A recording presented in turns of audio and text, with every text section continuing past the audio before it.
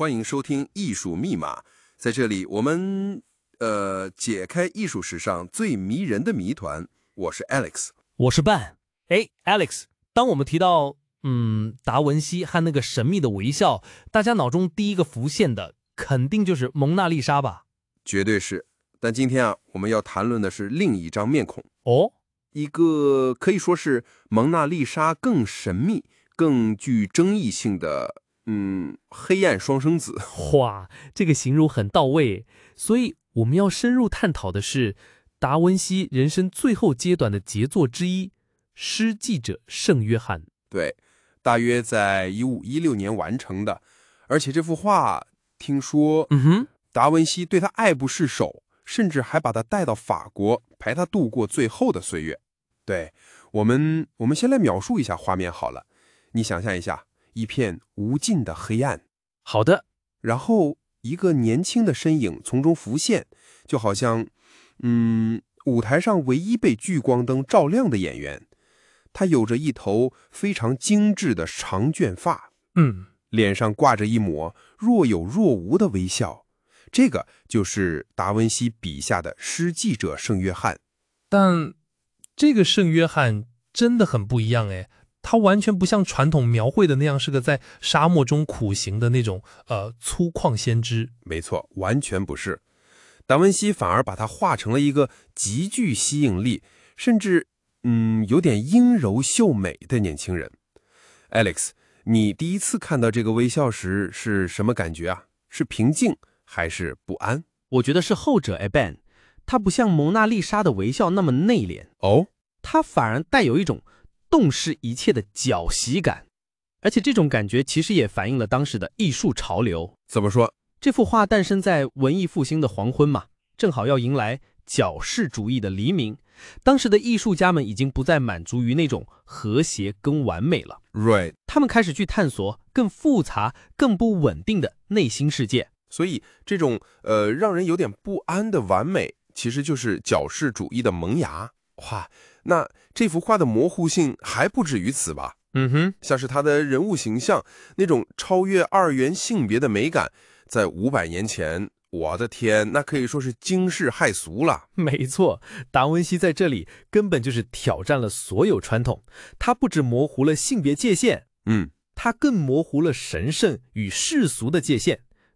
你看他的手势啊，右手食指坚定地指向天空，这本身是一个非常神圣的符号，对吧？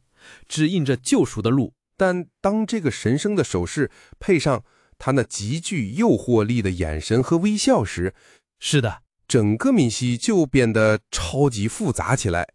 他究竟是在指引我们走向天堂，还是在暗示某个我们不知道的秘密？这就是达文西的高明之处，他从来不给你简单的答案。接下来我们要揭露一个可能让许多人都会非常惊讶的事。 Ben， 你注意看他左手拿的那个芦苇支架，还有身上披的兽皮，这两样东西是辨认诗记者圣约翰的关键标志。对啊，如果没有这两样东西，他可以是任何人，这就是问题所在。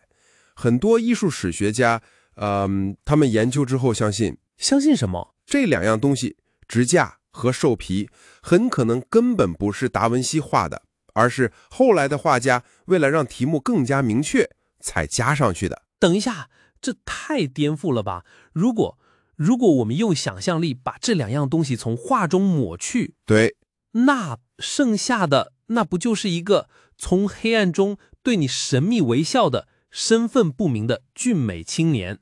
没错。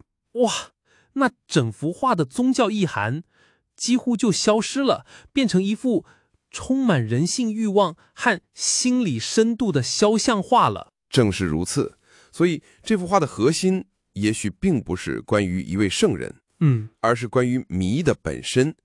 达文西运用他炉火纯青的晕染法 sfumato， 让人物轮廓都消融在阴影里。是的，他穷尽一生研究光和影，最终就在这幅画里把光明和黑暗、可知和未知完美的融合在了一起。所以这真的不只是一幅画，他是达文西这位横跨艺术和科学的巨人。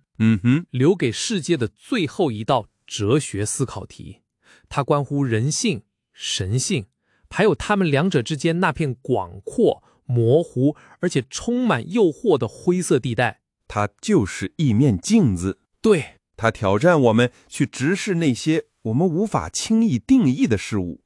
它既美丽又令人不安，既神圣又充满凡俗的魅力。现在我们也想把一个问题留给听众们思考：当你明视达文西的诗记者圣约翰，抛开所有艺术史的解说，你觉得他脸上那个神秘的微笑究竟想对你说些什么呢？